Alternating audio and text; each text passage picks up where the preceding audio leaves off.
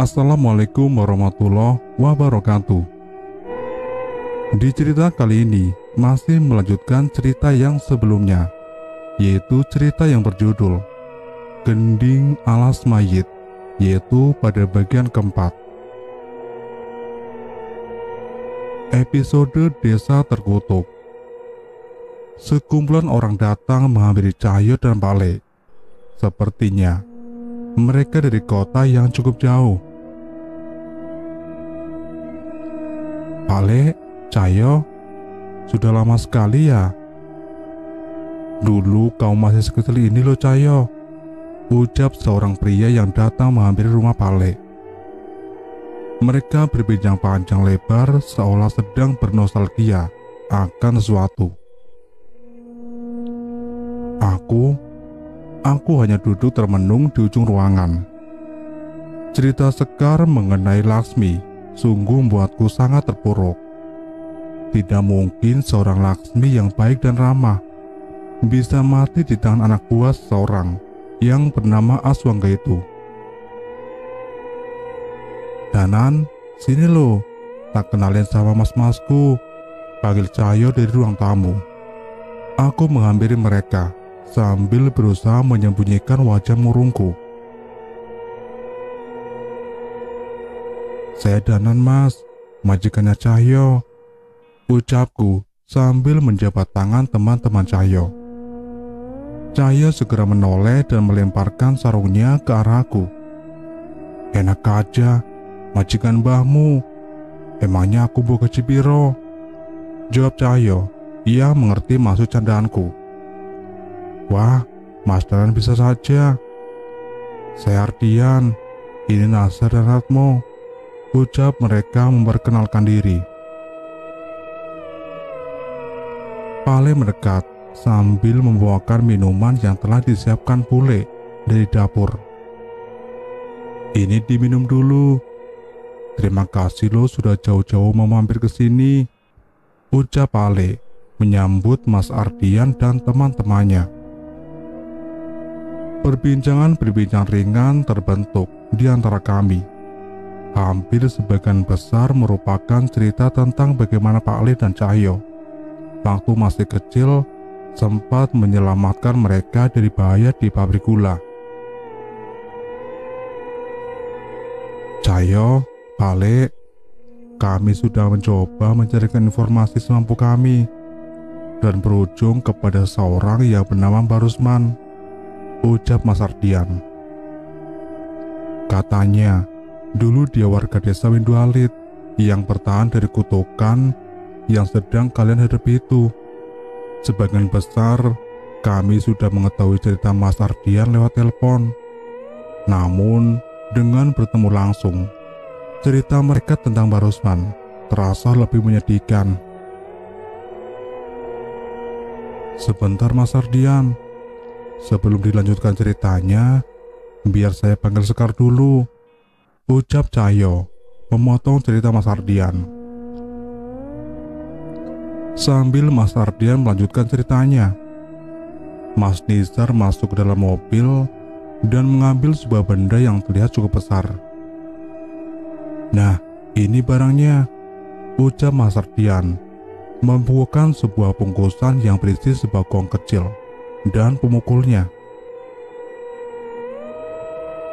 Menurut cerita Barusman, pemukul ini yang disebut dengan tabu atau ringin. Namun, ini tidak cukup untuk satu warga desa.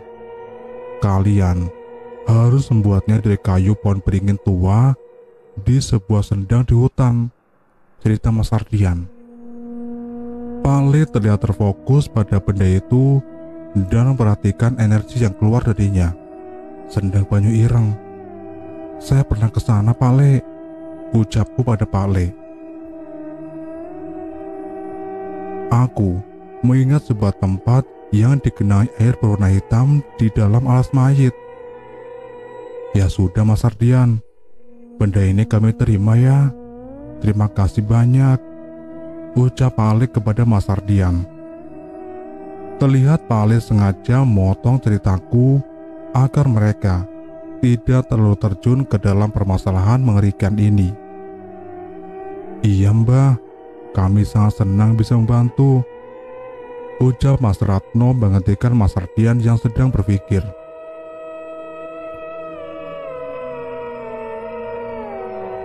Pak Le, Mas Danan, Cahyo, kami tahu ini tidak mudah, tapi kalau bisa, selesaikan ini sebelum purnama berikutnya. Sebelum kutukan itu menyerang Pak Rusman lagi, pinta Mas Ardian dengan wajah yang serius. Kami mengerti maksud Mas Ardian dan berjanji menyelesaikan ini secepat mungkin. Oh iya Pak Le, mohon maaf, korek pemberian Pak Le saya serahkan kepada Mbak Rusman dan cucunya. Saya pikir mungkin itu bisa membantu mereka, ucap Mas Ardian lagi. Yang kamu lakukan sudah benar. Korek itu sudah seharusnya berada di tangan mereka yang membutuhkan, balas Pak Le sambil menepuk pundak Mas Ardian. Setelah berbincang serius, kami berpisah. Cahyo mengajak teman-temannya itu melihat pabrik gula tempat kerjanya yang sudah direnovasi, dan sore harinya mereka sudah berpamitan pergi. Gak nyangka kau punya teman-teman sehebat itu, ucapku pada Cahyo. Iya dong, tapi sayangnya temanku yang paling hebat lagi galau gara-gara kehilangan perempuan. Cahyo menyindirku, namun aku tahu maksud baiknya untuk menyemangatiku. Panjul, Danan, Sekar, kita kumpul di pendopo, teriak Pak Le sambil berjalan ke halaman belakang. Kami menyusul Pak Le ke pendopo dan duduk lesehan sekenanya. Suara pohon yang ditiup hembusan angin malam memecah keheningan di halaman belakang rumah. Pak Le sudah mampir ke desa Windualit. Pak Le berbicara dengan wajah serius. Kami saling menatap. Sudah jelas, Pak Le tidak pernah meninggalkan desa ini. Tapi kenapa Pak Le bisa berkata seperti itu? Pak Le ke sana dalam rangka sukma. Warga di sana masih selamat, namun banyak yang terbaring tak berdaya, seolah kehilangan rohnya. Di sana ada seorang, mungkin itu adalah ayahnya Sekar. Ia tidak sibuk menjaga tubuh korban-korban itu siang dan malam, cerita Pak Le sambil menoleh pada Sekar. Sekar terlihat menghela nafas, seolah lega mendengar kabar mengenai anaknya. Danan, walaupun kemarin Eyang Widarpa terlihat acuh, ternyata saat ini ia sedang berkeliling alas mayit mencari sesuatu. Temui dia sebelum kau masuk ke dalam hutan itu, perintah Pak Le. Baik Pak Le, aku mengerti maksud Pak Le. Eyang Widarpa memang sama sekali tidak bisa ditebak. Oh iya, dan satu lagi, ini peninggalnya Suratmi. Tolong berikan pada Eyang nanti. Pak Le menyerahkan sebuah kalung kuningan seperti yang biasa dipakai prajurit-prajurit zaman dulu. Aku segera mengambil dan menyimpannya. Sebenarnya, aku penasaran apa reaksi Eyang Widarpa saat menerima ini. Pak Le menutup pembicaraan kami dengan mengajarkan sebuah mantra penyembuh kutukan, termasuk kepada Sekar. Pak Le bilang, mungkin nanti ayah Sekar akan membantu kami di alas mayit. Jadi, Sekar harus bisa membantu warga untuk menahan kutukan yang diterima warga desa. Kami beristirahat dengan cukup. Paginya, Bule memberikan bekal kepada kami untuk persediaan selama perjalanan ke desa Windualit. Pak Le tidak ikut. Ia masih bertugas menjaga pabrik gula yang ia kelola. Namun Pak Le bilang bahwa ia sudah meninggalkan sesuatu untuk membantu kami di sana. Kami berganti angkutan beberapa kali Sampai akhirnya kami turun di sebuah persimpangan yang terdapat jalan setapak menuju ke hutan-hutan. Dari sini masih berapa lama? Tanya Cahyo pada Sekar. Kalau jalannya cepat, mungkin bisa 2 hingga 3 jam, jawab Sekar. Ya sudah, kalau Sekar capek bilang ya, nanti Mas gendong, ucap Cahyo dengan memasang wajah genit yang kususul dengan pukulan di kepalanya. Ingat, kita mau nolong orang. Jangan sampai ilmumu gak bisa dipakai gara-gara kualat. Aku meringatkan Cahyo. Iya, mudeng kok. Maksudnya biar gak terlalu tegang saja, jawab Cahyo. Aku tahu benar, Cahyo memang tidak mungkin berbuat aneh-aneh. Dari tadi ia memang terus merhatikan Sekar yang terlihat cemas selama perjalanan. Kami melalui hutan-hutan yang rindang. Sesekali kami beristirahat di pinggir sungai untuk sekedar menarik nafas dan mencuci muka. Sampai akhirnya kami sampai di desa Sekar tepat sebelum malam. Aku sedikit bernostalgia dengan desa ini.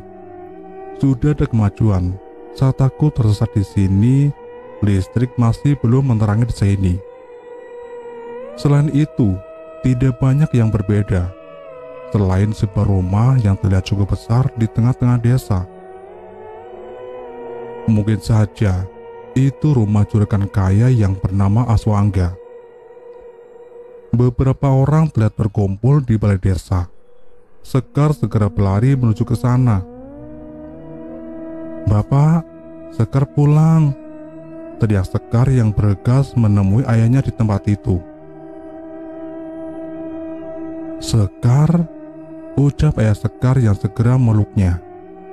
Sepertinya ia juga sadar dengan keberadaanku. Aku dan Cahyo segera menyusul untuk menemui ayah Sekar itu. Mas Danan, kamu benar Mas Danan kan? Ucap Pak Sardi dengan senyuman di wajahnya. Iya Pak Sardi, ini saya.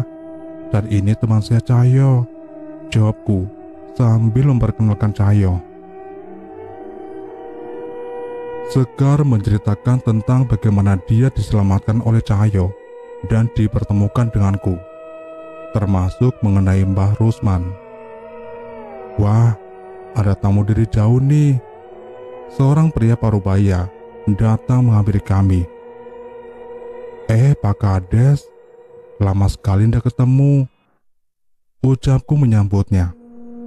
Pak Kades dan Pak Sardi menceritakan panjang lebar mengenai apa yang terjadi di tempat ini dan bagaimana bisa banyak warga terbaring tak berdaya di tempat ini. Mas Darman, Mas Cahyo, ayo mampir ke rumah dulu.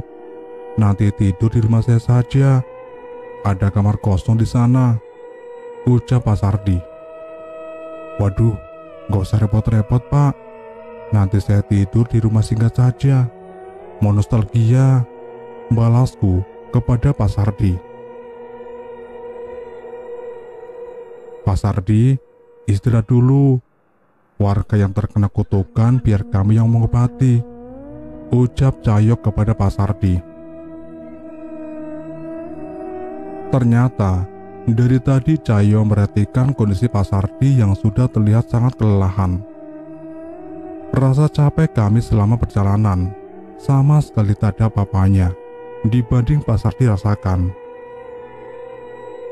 Bener nih, kalian habis perjalanan jauh loh, pasti capek, Pak Sardi memastikan pada kami. Bener Pak. Sekar, tolong antar Bapak ke rumah ya, suruh istirahat, biar kami ditemani sama Pak Kades, perintahku pada Sekar. Sekar mengangguk dan mengerti maksud kami. Memang wajah kami terlihat serius setelah masuk ke desa ini. Tak ada lagi candaan keluar dari mulut Cahyo. Pak Kades, saya mohon izin memeriksa warga desa, ucap Cahyo sambil mempersiapkan peralatan dari ranselnya. "Monggo mas, tapi jangan memaksakan diri ya," jawab Pak Kades yang disusul dengan beberapa makanan ringan dan teh hangat yang diantar oleh warga desa. Kami memeriksa seluruh warga yang terbaring di sini. Jelas, terlihat roh mereka tidak berada pada tubuhnya. Namun sebuah kekuatan menjaga agar tidak ada entitas lain yang masuk ke tubuh mereka. Mungkin itu adalah perbuatan Pak Sardi. Kami hanya membacakan mantra pelindung untuk menahan serangan-serangan yang mungkin datang ke tempat ini. "Danan, kita harus beresin ini semua. Ini keterlaluan," ucap Cahyo padaku. "Sabar, jangan gegabah. Malam ini kita persiapan dulu. Malam ini bukan bulan purnama. Seharusnya aman." Aku mencoba menahan emosi Cahyo. Setelah selesai meriksa warga, kami berpamitan ke rumah singgah yang terletak tak jauh dari balai desa. Setelah membereskan semua peralatan, kami melakukan persiapan untuk esok malam.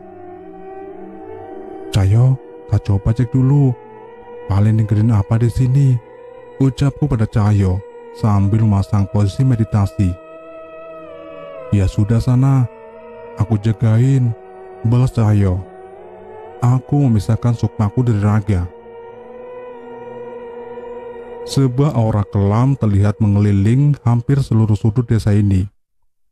Dan benar, sumbernya dari alas mayit. Aku mencoba berkeliling desa dan mencari tahu lebih dalam mengenai aura kelam ini. Dari perbatasan desa dan alas mayit, terlihat nyala api berwarna putih yang menambah besar secara perlahan. Geni Paraloka, salah satu ilmu terhebat milik Pak Ade. Dengan api ini, kami bisa menenangkan roh-roh penasaran yang belum tenang tanpa harus bertempur. Tapi aku ragu, besar api ini akan cukup besar untuk melawan sisi penghuni hutan ini. Belum sempat menemukan petunjuk yang berarti, perlahan terdengar suara mendengung dari dalam hutan. Itu adalah suara gong yang dipukul pelan dan disusul dengan suara gamelan, persis seperti apa yang kudengar saat Sekar kesurupan. Tapi bukannya malam ini bukan purnama. Layaknya iring-iringan kerjaan, dari dalam hutan muncul kereta kencana bersama dengan sinden yang melakukan tarian-tarian gemulai. Bahaya semakin kurasakan. Segera aku menarik sukmaku ke dalam tubuh untuk memberitahu Cahyo dan Pak Sardi. "Ayo, Cahyo, sepertinya kita harus bersiap." Suara gamelan muncul di dalam hutan. Aku memberitahu Cahyo dengan apa yang kulihat. "Tapi sekarang bukan malam purnama," bantah Cahyo.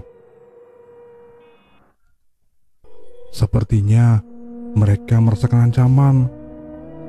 Iring-iringan kereta demit itu juga marah ke sini. Pokoknya siap-siap," perintahku. Kami mengambil tabu waringin dan gong kecil yang kami bawa dan keluar dari rumah singgah. Suara gamelan sudah terdengar dengan semakin jelas. Semua warga termasuk Pak Sardi juga serentak keluar dari kediamannya dan berkumpul ke balai desa. "Mas Danan, gimana ini? Jangan sampai ada korban lagi," ucap Pak Kades yang menghampiri kami. "Tenang Pak, tidak akan kami biarkan."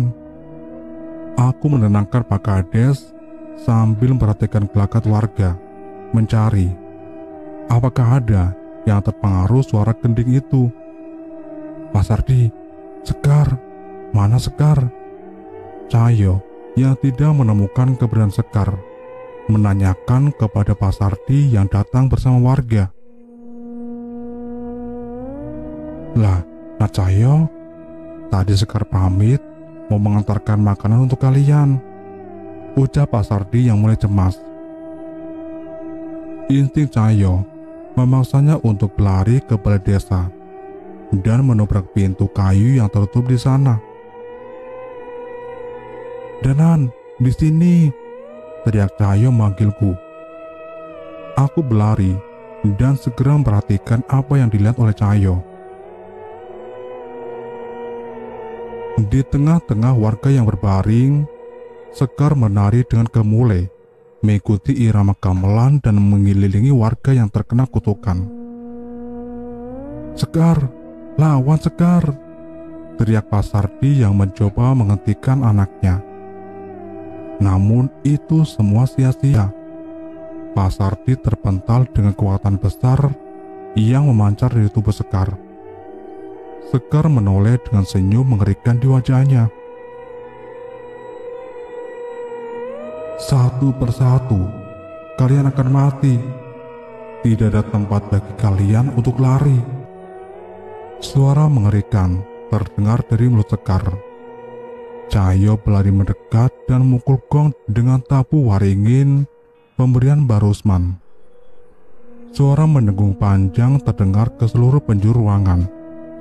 Tarian Sekar sempat terhenti. Ia terjatuh dan memuntahkan cairan berwarna kuning.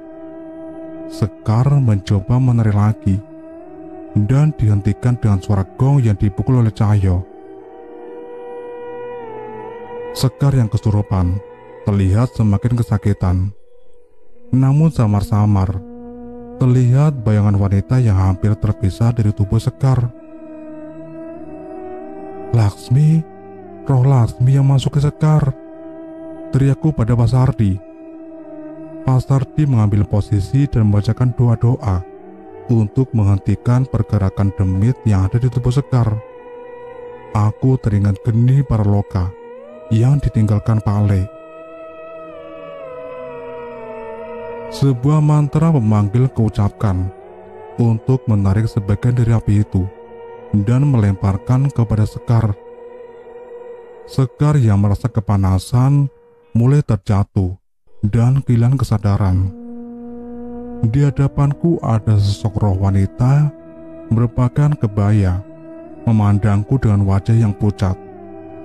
Aku mengenalnya, itu Laksmi. Suara gamelan terdengar semakin keras. Demit berwujud Laksmi itu pun mendekat hingga menembus tubuhku. Aku kehilangan kesadaran, namun sebuah penglihatan muncul di kepalaku. Terlihat seorang laki-laki berbicara dengan Laksmi. "Lihat, ini foto orang tuamu. Aku pastikan mereka akan dihukum mati setelah ini," ucap orang itu mengancam Laksmi.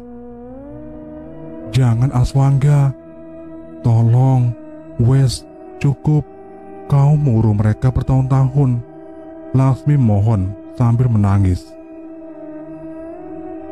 "Kesalahan mereka nggak bisa dimaafkan, kecuali kamu mau menuruti semua perintahku." Aswangga mencoba mengintimidasi Laksmi. "Apa yang kau mau, tak lakuin semua, asal kamu berjanji membebaskan mereka," ucap Laksmi sambil menutup wajahnya menahan air mata yang menetes di pipinya. Aku membangun sebuah rumah di sisi belakang hutan. "Temui aku di sana setiap malam bulan purnama," perintah Aswangga sambil melemparkan foto kedua orang tua Laksmi dan meninggalkannya. Sebuah rumah kecil terlihat di sisi belakang hutan. Sebuah lampu minyak sudah menyala dengan terang di dalam. Seorang wanita berjalan dengan ragu menuju rumah itu. Ia sempat berhenti di depan pintu, namun rasa sayangnya kepada kedua orang tuanya memangsanya untuk masuk. "Aku sudah di sini. Apa yang kau mau?" tanya Laksmi. Aswangga tidak menjawab. Ia hanya berjalan ke arah pintu dan menguncinya. Harusnya kamu sudah tahu apa yang aku mau, ucap Aswangga sambil menyentuh pipi Laksmi. Laksmi mundur, namun Aswangga menahan kedua tangannya. Aku tak sanggup lihatnya. Bibir mungil Laksmi dilumat dengan paksa oleh Aswangga. Tangan biadab itu meraba ke seluruh tubuh Laksmi dengan penuh nafsu. Laksmi mencoba melawan, namun tamparan keras menghantam ke pipinya. Jangan coba melawan, kecuali kamu mau orang tuamu pulang tanpa nyawa, ancam Aswangga. Laksmi ketakutan dan tak berani melawan. Ia hanya pasrah saat kesuciannya direnggut dan tubuhnya dinikmati oleh Aswangga. Terlihat air mata Laksmi tak henti-henti membasahi tempat itu. Setiap malam purnama, Laksmi harus melayani nafsu bejat Aswangga. Sampai akhirnya ia merasakan hal yang aneh pada tubuhnya. Laksmi mengandung anak dari Aswangga. Beberapa kali Laksmi beritahu Aswangga secara diam-diam, namun Aswangga menentangnya, tidak percaya.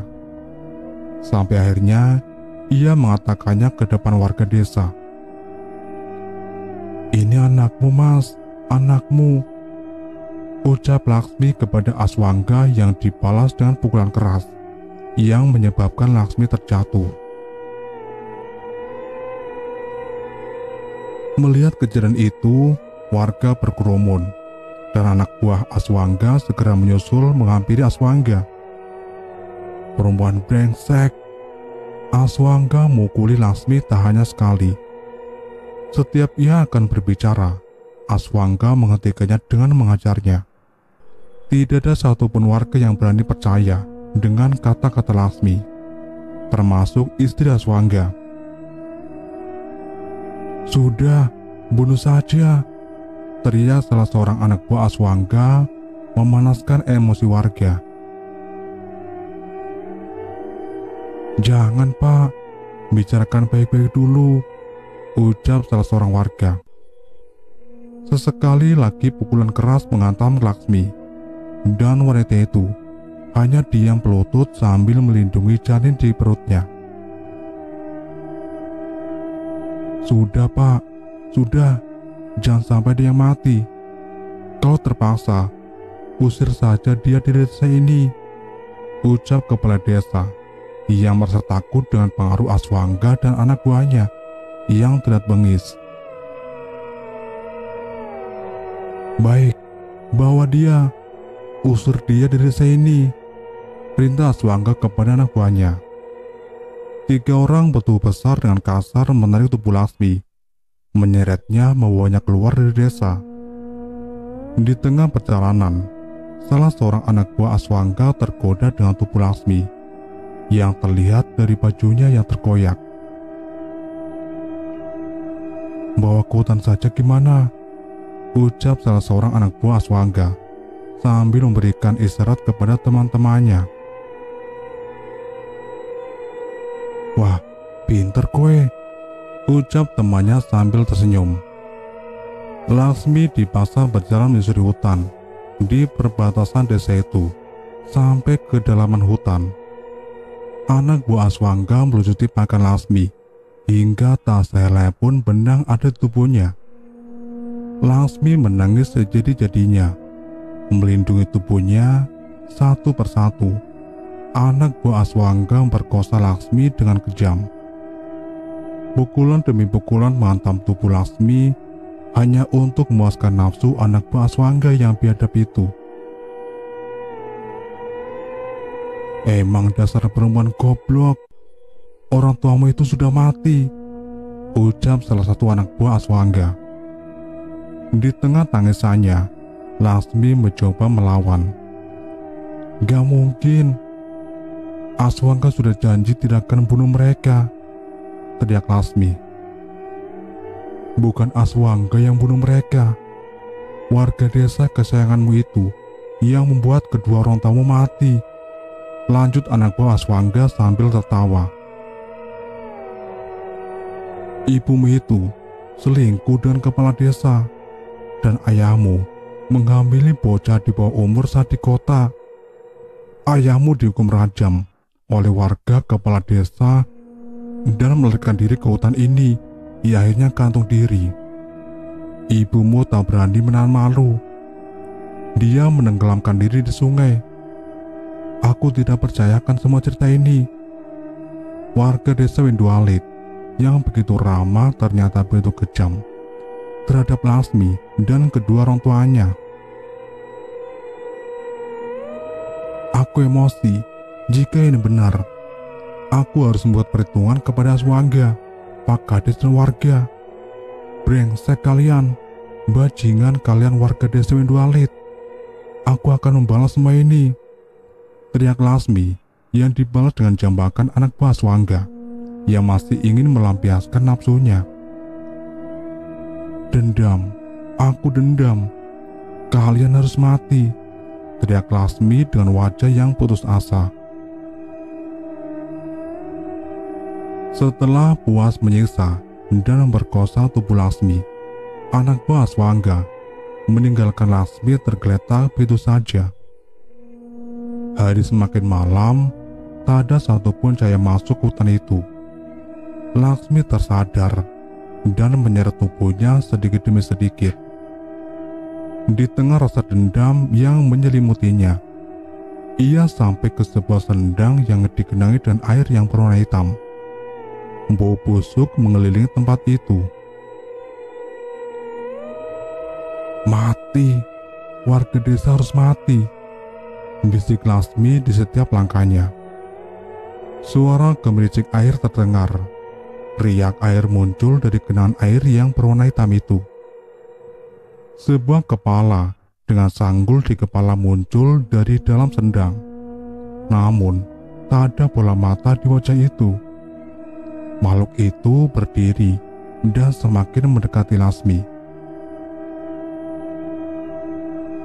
Aku bisa nolongin kamu membunuh orang-orang itu, ucap makhluk itu kepada Lasmi. Lasmi memandang setan itu. Setelah semua yang ia lalui, wajah seram setan itu sama sekali tidak membuatnya takut. Tawanehi opo kowe, sing penting warga desa mati, ucap Lasmi kepada makhluk itu. Suara gong berbunyi, penglihatanku menjadi kabur. Mataku kembali melihat orang-orang di balai desa. Aku masih terbawa emosi. Selain itu, roh Lasmi masih berdiri di depanku, dan wajahnya tidak lebih dari secengkal dari wajahku. Kamu sudah tahu semuanya, Danan. Kamu masih mau membantu warga desa yang biadab itu, ucap demi itu kepadaku. Wajahku merah padam. Terlihat di pintu ruangan Pak Kades berdiri dengan seorang yang dijaga oleh beberapa anak buahnya. Itu pasti Aswangga. Aku merapalkan ajian lekur saketi pada tanganku dan bersiap menyerang mereka. Balaskan dendamku, Danan. Balaskan rasa sakitku dan jadilah pangeranku di alas mayit, ucap roh Lasmi, diikuti dengan tawanya yang mengerikan. Sampai di sini dulu untuk ceritanya, dan nantikan kelanjutan kisah ini di video selanjutnya. Wassalamualaikum warahmatullahi wabarakatuh.